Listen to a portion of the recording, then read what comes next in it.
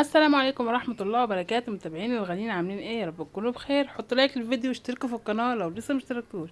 يلا بقى نخش على الفيديو كده. سرعة الصاروخ. فيديو حمدي وفاء الجزء الرابع والمفاجأة الجامدة اللي عاملاها وفاء لحمدي. تابعوا بقى معايا بقية الفيديوهات ان شاء الله عشان اقول لكم ايه اللي حصل. يلا كده ما تنسوش اللايك بقى الجميل بتاعكم. حمدي ووفاء طبعا تعبوا من كتر المقالب اللي قعدوا يعملوا فيها. حمدي كم مقلب عمله في وفاء، وفاء كم مقلب عملته في حمدي. فوفاء خلاص قررت انها تصالح حمدي.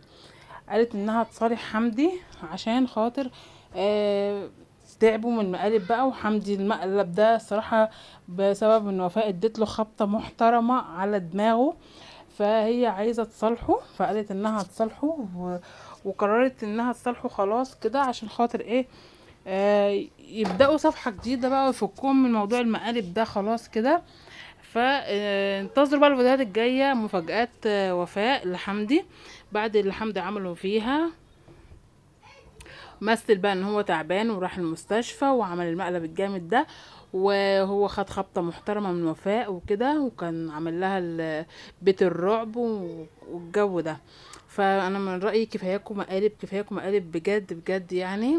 مقالبكم هي حلوة بس الصراحة ساعات بتمسخ في الاخر وبتبقى وحشة جدا.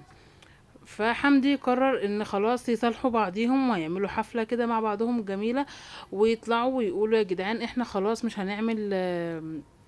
هنعمل مقالب تاني، لان في ناس كتير بتزعل من المقالب. قرروا الناس كتير قالت لوفاء يا وفاء اعملي تحديات، اعملي بتاع ده روتينات، اعملي جولات.